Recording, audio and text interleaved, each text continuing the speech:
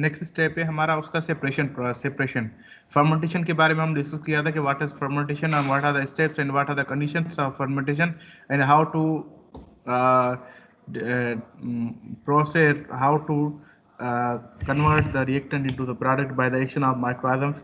So we have discussed previously, and now we will discuss about their separation processes, that how the product has been separated out from that fermentation broth. So that's why I have one video for 20 minutes. Just see and watch and give comments to them. So that's why I will start the video.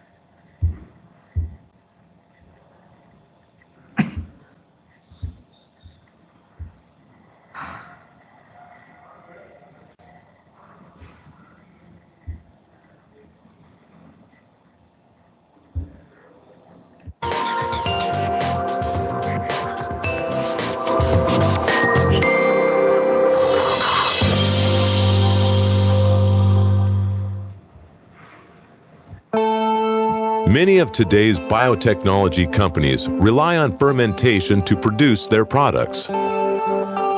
In the typical process, a particular microorganism is used to produce a valuable compound or product. Fermentation permits us to scale up that production. Instead of a single cell producing our molecule of interest, we use hundreds, thousands, and then millions and millions of these tiny microfactories to produce many different products on a commercial scale. In fermentation, there are two ways in which the product of interest is produced by the cells. Extracellular production is when the cell secretes the product of interest. Examples of this could be certain amino acids, enzymes, or monoclonal antibodies. In the case of extracellular production, the biomass or cells are discarded at the beginning of separation, and the medium is kept for further processing. Intracellular production is when the product of interest is produced by the cells and kept inside the cell. And during the early stages of separation, the biomass is collected and then disrupted so that the product is released. In our treatment of fermentation, we concentrate on cellular fermentation. But fermentation is only the beginning of this journey. Let's look downstream at the next process step in the production flow, recovery.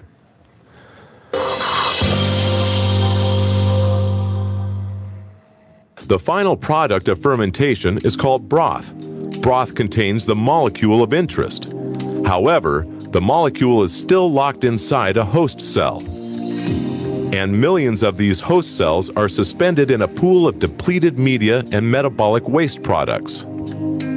In the next step, recovery, we perform two important functions, separating the cells, solids, from the broth liquid, and separating the molecules of interest from their host cells. Exactly where within the production flow those technologies are employed varies significantly from product to product. Recovery processes commonly use a variety of tools such as centrifuges, cell disruptors, and microfiltration to isolate the product. In this program, we are going to look at a typical recovery process used in the manufacture of GFP, green fluorescent protein. GFP is broadly used as a biological marker, which, if attached to a drug, could provide researchers with a visual story of where the drug goes. It's a fluorescent dye that's very well tolerated by most cells and doesn't interfere with normal cellular function. So how does recovery work, and how does it fit into the total production flow? Here's a very basic overview. After fermentation is complete, the broth is harvested and sent to recovery. Here, the E. coli host cells are separated from the liquid broth, then suspended in a new solution to wash the cells, separated again, resuspended in a new solution, homogenized to break open the cells. The cell debris is removed. Once recovery is complete, the product is sent to purification to be refined and concentrated. But to really understand recovery, we'll need to closely examine our process so we can appreciate what each step accomplishes and why it's important to the process.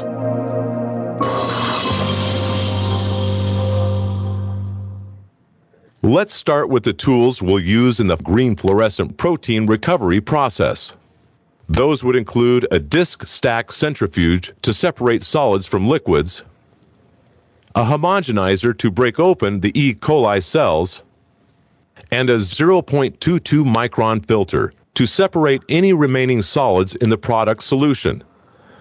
Our materials include the broth from our fermentation process, high purity water that has been reverse osmosis filtered, deionized, and UV sterilized, and a buffering solution to help stabilize the pH of our product and keep it in suspension and prevent the product from degrading. Recovery process is managed through the use of a batch process record. The batch record leads the operator through the process, step by step, with each step requiring a sign-off and separate verification by a second operator. This record also includes spaces for documenting times, activities, operation steps, and instrument readings. Before the process can begin, the recovery area must be cleaned and organized. Any unnecessary equipment or materials should be removed, and the area must be cleaned and disinfected to decrease the level of microorganisms. All equipment must be cleaned, sanitized, and set up as required by standard operating procedures. All required materials and documentation must be gathered and prepared.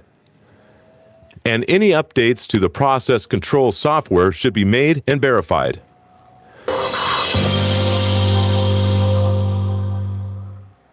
GFP recovery begins with the arrival of the broth tank. A sterile hose is run from the broth tank to the disc stacked centrifuge, and the tank is pressurized to drive the broth into the centrifuge. After the centrifuge has reached a stable running speed, the inlet valve is opened and broth enters the bowl. The centrifugal force of the rotation forces the denser material, the solids, to the sides of the bowl, much like the spin cycle on your clothes washer, while the liquid flows through and out of the centrifuge. As more broth enters the bowl, it displaces the now clarified, solids removed, liquid to the top of the bowl where it exits, while the cells continue to build up on the bowl surface. The centrifuge has an integrated RPM monitor. If the unit is not rotating at a stable running speed, the controller will alarm and shut it down. The liquid leaving the bowl is known as the clarified stream because almost all the solids have been removed. A sensor monitors the clarified stream for percent solids. When this value rises, it indicates that the bowl is at capacity and the solids must be removed before processing more broth. The solids are the E. coli cells, and they contain the product. When the bowl has reached capacity for solids, the bowl opens and the solids are discharged into an appropriate container for collection. Once the solids are discharged, the centrifugation step can resume, while the clarified liquid is waste. At this point, the cells are in a paste form, and although most of the liquid has been removed, our cell paste is still about 40% liquid by weight. The remaining liquid contains high levels of metabolites and salts that could complicate downstream processing, so we're going to lower those levels by washing the cells. The cell paste is suspended in a buffered solution and then run through the centrifuge again. As the clarified liquid leaves the centrifuge this time, it carries many of the contaminants from the fermentation step with it. The cells, once again in paste form, are ready for the next step, cell disruption, also called lysing. The cells are resuspended in a buffered solution and then pumped at high pressure, 900 bar, which is about 13,000 pounds per square inch, through the homogenizer. Inside the homogenizer, they are forced through a tiny orifice. Just like a balloon being tightly squeezed, the cells can't take the stress, and they rupture and break apart. And to ensure that all the E. coli cells are ruptured, the solution is cycled through the homogenizer a second time. After the second homogenization, the lysed cell solution is pumped back through the centrifuge.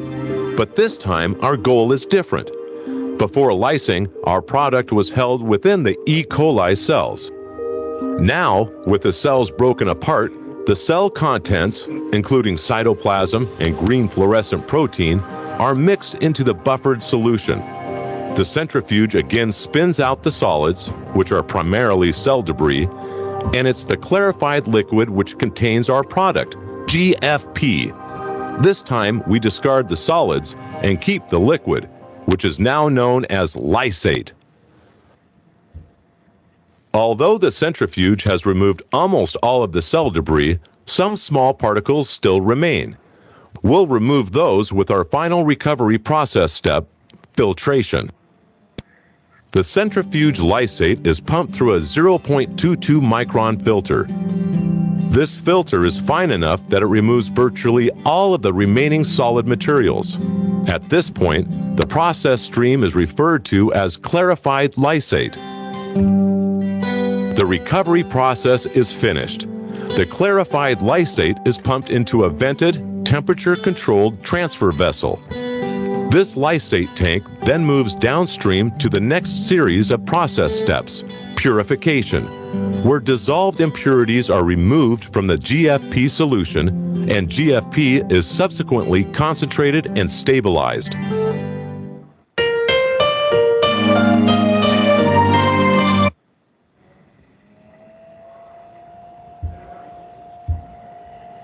Ji student video देखिए बेटा, ये second step थे आपके जब fermentation के बाद जो process होता है उसके बारे में ये डिस्कशन थी कि recovery is a main thing in the your. आपको पता है कि अगर केमिकल प्रोसेस हो या बायो प्रोसेस, रिकवरी बहुत ही इंपॉर्टेंट स्टेप है। अब जबकि आपके पास जो चीज़ें आपके पास मौजूद है, लाजमी बात जब एक रिएक्टेंट को प्रोडक्ट में कन्वर्ट कर रहे हैं, लाजमी सी बात है उसकी रिकवरी भी तो लाजमी ना। प्रोडक्ट कौन सी है? अब प्रोडक्ट के साथ बहुत सारी चीज़ें और भी होती है एडिशन में। अब लाजमी सी बात है उनको एक्सट्रैक्ट आउट करना। जो हमारे ओरिजिनल प्रोडक्ट है, it's a main product, so we have to extract out that main product, and this section is called recovery process.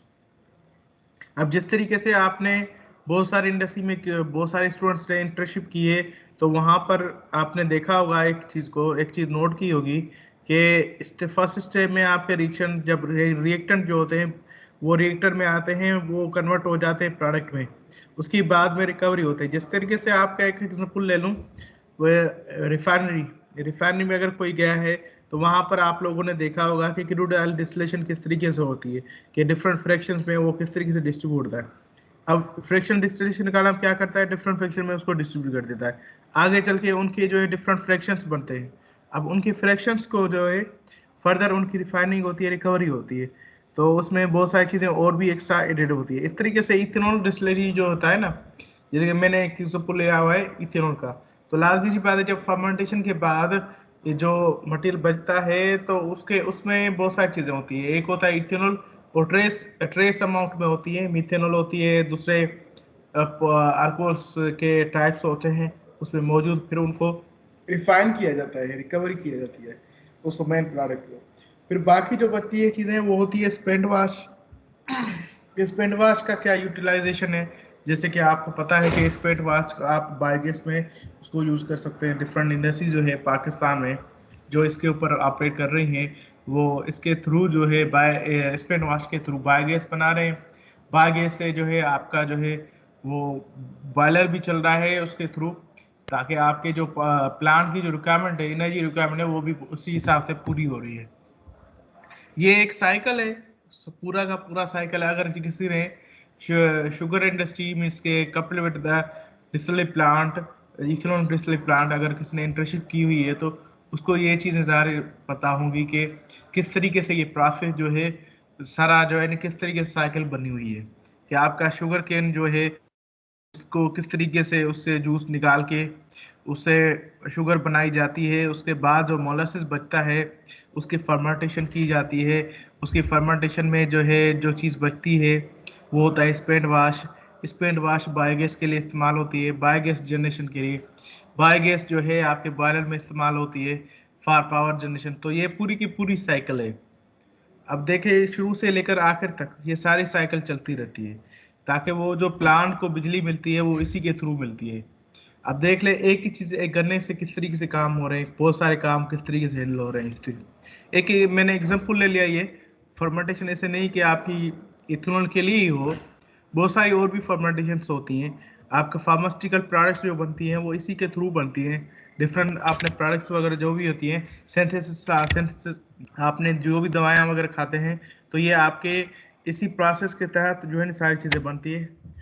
तो अगर इसमें वीडियो में आपने देखा कि किस तरीके से फर्मेंटेशन की जो कंडीशन को मेंटेन किया जा रहा था प्रीवियसली, उसके बाद रिकवरी, कि recovery is a most important step. अब बहुत सारी चीज़ें ऐसी हैं कि अगर फॉर एग्जाम्पल जिस तरीके से आपने देखा होगा कि डिफरेंट इंडस्ट्री में जब कोई चीज़ बन रही होती है तो लाजमी सी बात है उसमें बहुत सारी चीज़ें एक्स्ट्रा ऐड की जाती हैं, जैसे कि फ्लेवर्स वगैरह, या उसकी जो है क्या कहते हैं कि उसकी अपीयरेंस वगैरह को इम्प्रूव करने के लिए बहुत सारी चीज़ें ऐड की जाती हैं, वो एक्स्ट्रा एडिशंस होती हैं। बाकी जो मेन प्रोसेस होता है वो जनरली होता है। जिस तरीके से मैं एक एग्जाम्पल ले लूँ सोप मैन्युफैक्चरिंग का। सोप की मैन्युफैक्चरिंग जब होती है तो आपका सपोनिफिकेशन प्रोसेस है, उसके थ्रू जो है आपका सोप तो बन जाता है। अब लाजमी सी बात है वो स्मेल उसमें नहीं होती, स्मेल होती है वो उतनी वो नहीं होती कि उसमें फिर फ्लेवर डाले जाते हैं ताकि वो जो है ना उसकी खुशबू और उसकी परफ्यूम वगैरह डाले जाते हैं थोड़े से, उसकी खुशबू वगैरह वो उसी हिसाब से हो, ताकि वो हम लगाने के दौरान हमें कोई मसला ना हो, स्मेल वगैरह कोई उल्टी सीधी स्मेल नहीं आए। इस तरीके से जब फर्मेंटेशन की प्रोडक्ट्स होती है ना, उसको जैसे कि फर्मेंटेशन की इफिशिएंसी को बढ़ाने के लिए उसके लिए बहुत सारी चीज़ें और भी पैरामीटर्स ऐड करने पड़ते हैं उनके लिए। तो उन ये यहाँ पर डिस्कशन जो फ्लोरेंसेंट ये डाल रहा था वो इसी के लिए डाल रहा था, और बहुत सारी चीज़ें और भी हैं जो कि बना इनके लिए बहुत ही इम्पोर्टेंट है फर्मेंटेशन कंडीशंस को मेंटेन करने के लिए। अब इस तरीके से मैंने आपको चीज़ बताऊं कि आपका ये जो पूरा का पूरा सब्जेक्ट है बायोकेमिकल इंजीनियरिंग, मैंने शुरू से आपको शुरू में एक इंट्रोडक्टरी लेक्चर दिया था कि व्हाट इज़ बायोकेमिकल इंजीनियरिंग। तो मैं आपसे आज दोबारा वो पूछूंगा कि व्हाट इज़ बायोकेमिकल इंजीनियरिंग, तो फिर मैं आपको बताऊंगा कि वो उसका लिंक क्या है इसका फर्मेंटेशन के साथ। तो kindly tell me about fermentation or biochemical engineering. आप में से कोई बता सकता है व्हाट इज बायोकेमिकल इंजीनियरिंग? जी बेटा।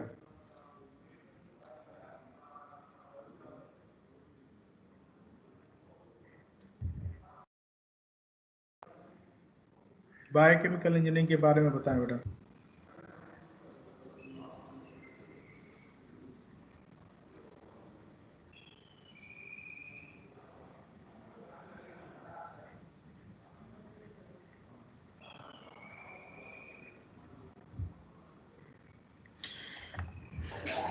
सर एक ऐसे रिएक्शन जिसमें रिएक्शन को तेज किया जाए एंजाइम के थ्रू, उसको हम कहेंगे उसको हम कह सकते हैं कि बायोकेमिकल। बायो मीन्स लाइफ, अगर देखा जाए सेपरेटली देखा जाए तो उसका मतलब ऐसे ही होता है। और केमिकल रिएक्शन यहीं पे रिप्रेजेंट करता है कि एंजाइम कितने तेज रिएक्ट करवा रहे हैं रिएक्शन को।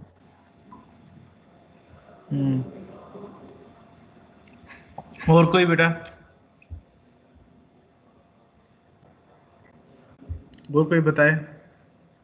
सर एंजाइम्स के थ्रू और लिपिड्स के थ्रू जो है वो रिएक्शन करवाना और फिजिबल और इकोनॉमिकल प्रोडक्ट जनरेट करना रॉ मटेरियल से।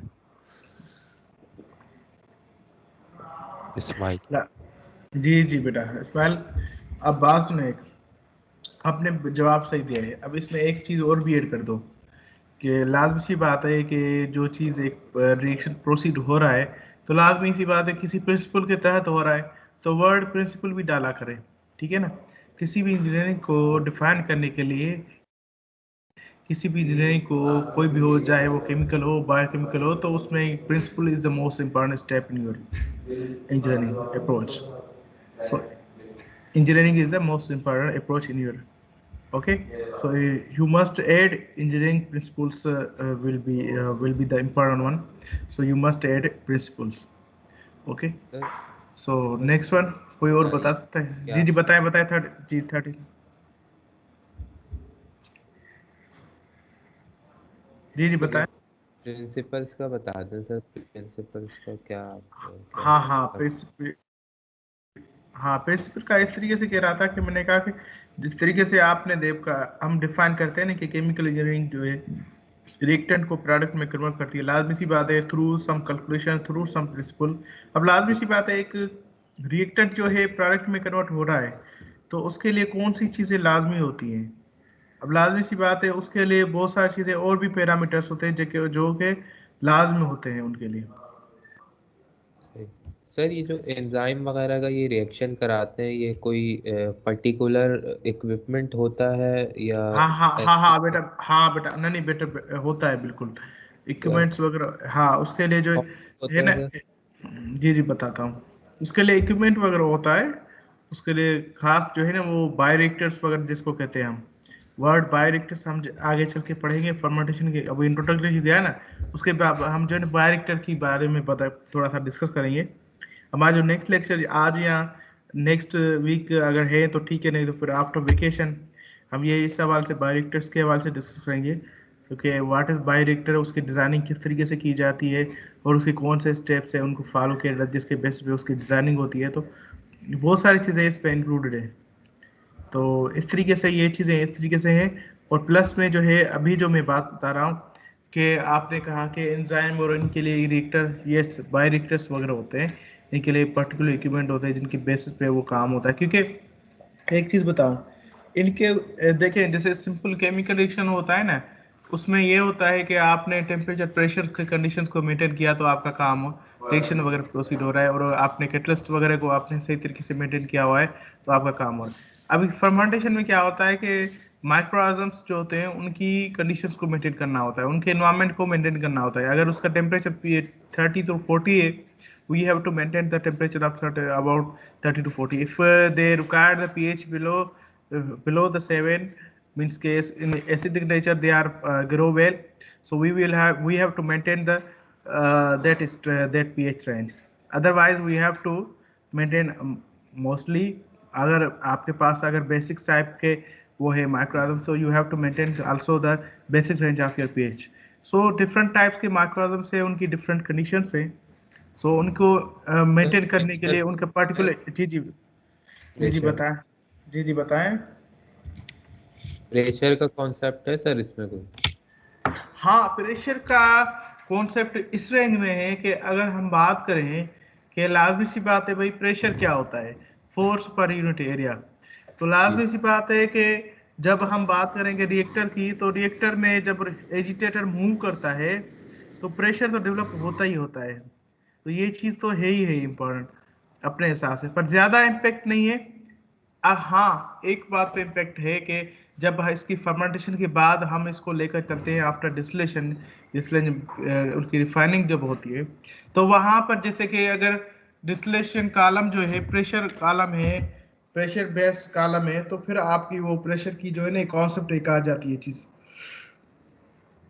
वरना सही। मेरे ख्याल से फर्मेंटेशन में इतना, हाँ ये होता है कि फर्मेंटेशन में अगर प्रेशर ज़्यादा है, इन्वायरमेंट प्रेशर ज़्यादा है, तो क्या होता है कि जो माइक्रोऑर्गेनिज्म की सेल वाल होती है ना, सेल वाल, वो जो है ना वो मसला हो जाता है उनकी सेल वाल में, उनके जो माइक्रोऑर्गेनिज्म के सेल्स होते हैं ना, उनके वाल्स को मसला हो जाता है, उनके वाल्स जो है टूट जाती हैं और फिर जो है रिएक्शन प्रोसीड नहीं हो पाता।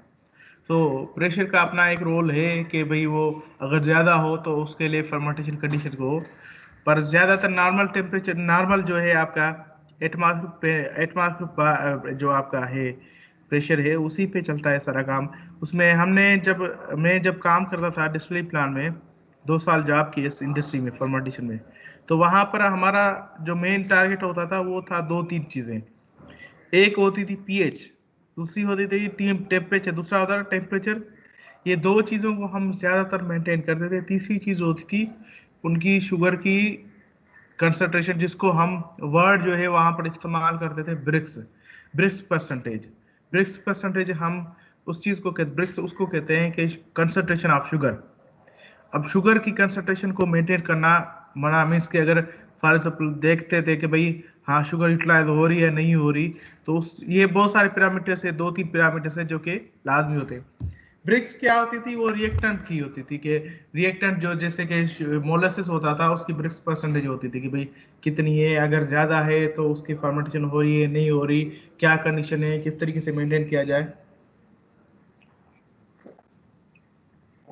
तो बहुत सारी चीज़ें इंपॉर्टेंट है फर्मेंटेशन के लिए, तो इनको भी स्टडी करना एक बहुत ही एस्पेक्ट, बहुत अच्छा एस्पेक्ट है।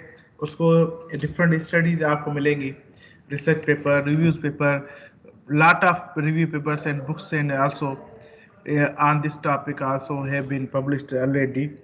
So आपने देखा होगा कि पता नहीं कितना टाइप का मटेरियल जो है इसके ऊपर पब्लिश्ड है। तो अगर आपको इन चीज़ों में इंटरेस्टेड है ना आप, तो आप इसके लिए लिटरेचर रिव्यू भी करें, ठीक है। तो बहुत ही इम्पॉर्टेंट है कि भाई आप इसके रिलेटेड टू टॉपिक जो है ना आप लिटरेचर रिव्यू करें और फिर उसके बारे में डिस्कशन करें फिर उस कुलीग के साथ। अगर कोई इंटरेस्टेड है आप ऐसे इस फील्ड में, तो मैं वेलकम करता हूँ उन लोगों को वो आके काम करें मेरे साथ इस फील्ड में। अभी करंटली जो है मेरे इक्विपमेंट की जो लिस्ट है वो अप्रूव हुई है, इस बायोकेमिकल लैब के लिए केमिकल्स वगैरह आ गए मेरे, और इस बायोकेमिकल के लिए ये भी चीज़ें अप्रूव हो गई हैं। तो अगर किसी को करनी है रिसर्च इस हवाले से तो मेरे साथ ये कोलैबोरेटिव काम कर सकता है, ठीक है। और कोई क्वेश्चन हो बेटा?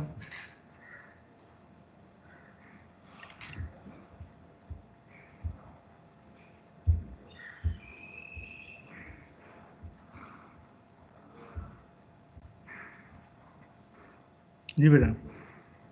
ओ सर, सर अलगाई का बताइएगा। अलगाई जो है वो क्या उसकी एब्जॉर्प्शन कैपेसिटी कितनी होती है, मीन्स और के किस क्या सवाल? इसकी क्लासिफिकेशन है, क्या अलगाई कितने टाइप्स की होती है, अलग अलग टाइप्स की? हाँ, अलगाई के देखिए ना, अलगाई की देखिए उसकी स्पेशीज ज़्यादा है।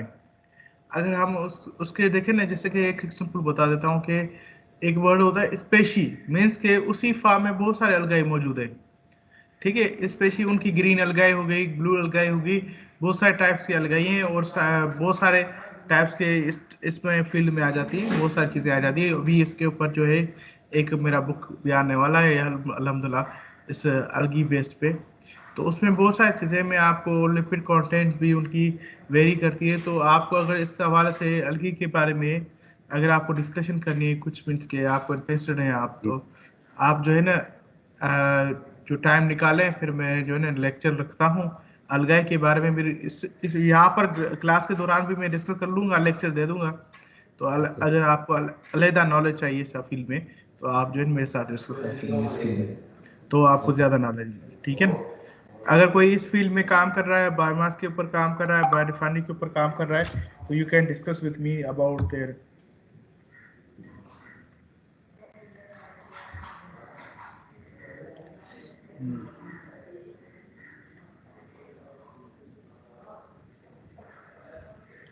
और कोई बेटा कुछ नहीं हो बात? देखिए हमें एक चीज़ बता दो, ये फील्ड बायोकेमिकल इंजीनियरिंग मैंने आपको बताया कि अगर देखी जाए तो बहुत सिंपल है। आपने चीज़ें पढ़ी हुई हैं, वही चीज़ें केमिकल इंजीनियरिंग जैसे पढ़ी हुई है ना, उसको सिर्फ लिंक कर दो बायो के साथ, ठीक है। वर्ड बायो से के साथ लिंक कर दे, बाकी आपका मसला हल हो जाएगा। वही सेम चीज़ है आपकी, जस्ट आपको लिंक मिलेगा बायो के साथ। अभी जो कैलकुलेशन इंशाल्लाह स्टार्ट करेंगे तो उसमें आप देखेंगे कि वही चीज़ें बेसिक बेसिक चीज़ें जो है ना आप पढ़ चुके हैं, वही चीज़ दोबारा रिपीट हो रही हैं। तो इसलिए जो है थोड़ा सा इसको आप जो है इन चीज़ों को थोड़ा सा देख लें। और इसी वजह से मैं ज़्यादा जो है ना आपको वो नहीं कर रहा, आपके ऊपर बर्डन नहीं डाल रहा, अच्छा से ना वो लेक्चर्स के डिस्कस कर रहा हूँ, ताकि जैसे कि ऑनलाइन क्लासेस का जो है ना आपको भी इतना बर्डन ना हो। तो इसलिए जो भी चीज़ें, जो भी मसले मसाले इस फील्ड में, अल्हम्दुलिल्लाह मेरी ये पूरी अपनी फील्ड है, ये सब्जेक्ट मेरा अपनी फील्ड है, क्योंकि बैचलर मास्टर्स पीएचडी इसी फील्ड में है मेरी, और research articles publication each and everything, अभी बुक्स भी आने वाले इस फील्ड में। तो 2-3 बुक्स हैं मेरे इसमें, इस प्रोजेक्ट इस तरह के कंप्लीटली बुक है। तो आपको कोई भी चीज़ और डिस्कस करनी हो इस सवाल से, इन फील्ड से सवाल से, तो डिस्कस कर सकते हैं आप किसी भी टॉपिक से। इसमें बायोकेमिकल में बहुत सारी वैरायटीज आ जाती है, जैसे कि आपके अलगाए आ गई चीज़ें, उनकी कन्वर्जन आ गई, बायोडीजल की प्रोडक्शन, बायोगैस की प्रोडक्शन, बायोइथेनॉल की प्रोडक्शन, बायोफ्यूल्स की प्रोडक्शन, बायोमास कन्वर्जन टेक्निक्स, बहुत सारी चीज़ें इसमें आ जाती है, बायो फर्मेंटेशन। ठीक है, आपको कोई भी चीज़ हो इस सवाल से डिस्कस करनी हो तो आप डिस्कस कर सकते हैं किसी भी टाइम। तो अवेलेबल टाइम आपका वो जो उसमें जो है ना इंशाल्लाह मैं आपको ये बार जैसे कि टाइम टू टाइम मैं आपसे बहुत सारी चीज़ें इंपॉर्टेंट डिस्कस करता चलूँगा इस सवाल से कि इस फील्ड में एडवांसमेंट कितनी आ चुकी है।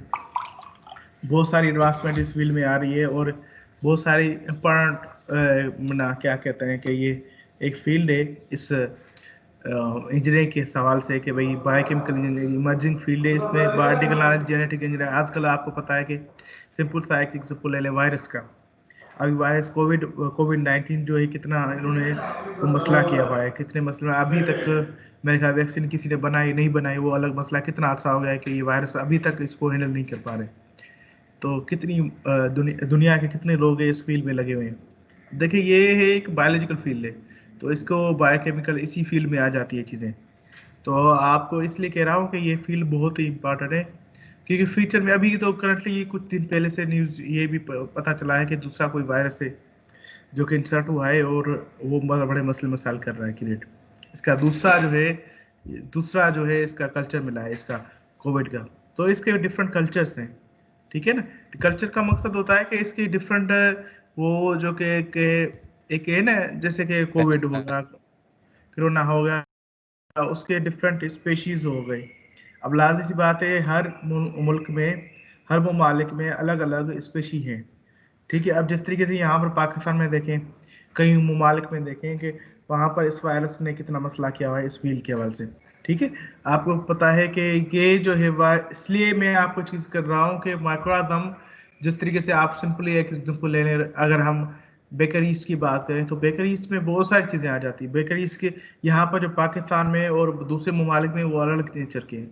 तो हर हर इलाके में, हर कहते हैं ममालिक में अलग ये जो माइक्रो आदम जो होते हैं ना, उनकी कंडीशंस वगैरह जो भी है सारी होती हैं अलग।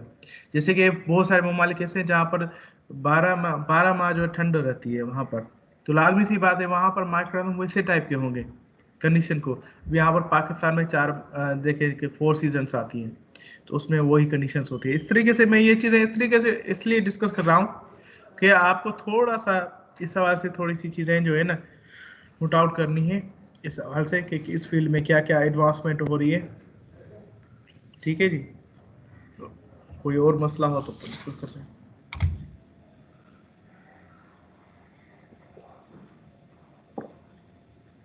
सर एक्सक्यूज मी जी जी बताएं कौन। सर, ये असाइनमेंट कहाँ और कब सबमिट करवाना है? बेटा 25 तारीख लास्ट डेट है, और सबमिट जो है 25 को ही कराना, 25 तक कराना है, और बाय ईमेल करना है। अब मैंने ईमेल जो है ना चैट पे छोड़ी हुई थी कल, वो ईमेल चेक कर लें काइंडली। और दूसरी बात ये है सर कि जी जी सर 2 पेजेस लिखने हैं बस। हाँ ठीक है। ठीक है। अच्छा, और दूसरी सर बात 2 ये, से ज्यादा तो हो सकते हैं ना? मसला नहीं है भाई, मसला नहीं। अच्छा, दूसरी बात ये मैं आपको इससे बता रहा हूँ कि आज का लेक्चर जो है 12 बजे से 1 बजे तक, ठीक है, वो मैं लूँगा, कोशिश करूँगा मैं लूँगा। अगर नहीं लेता तो फिर मैं अटेंडेंस वगैरह लगाने के लिए मैं आपको ऑनलाइन हो जाऊँगा, अटेंडेंस वगैरह लगाऊँगा। वो क्लास में भी ना लूँ, कंफर्म नहीं है। ठीक है, थोड़ा सा काम है, तो मैं भी वो जो है ना पोस्टपोन नहीं कर सकता, तो मैं कोशिश करूँगा कि वो ले लूँगा। ठीक है, अदरवाइज मैं आपको बता दूंगा कि वो क्लास लेना है नहीं लेना है अभी, तो आप ऑनलाइन हो जाएगा अटेंडेंस के लिए।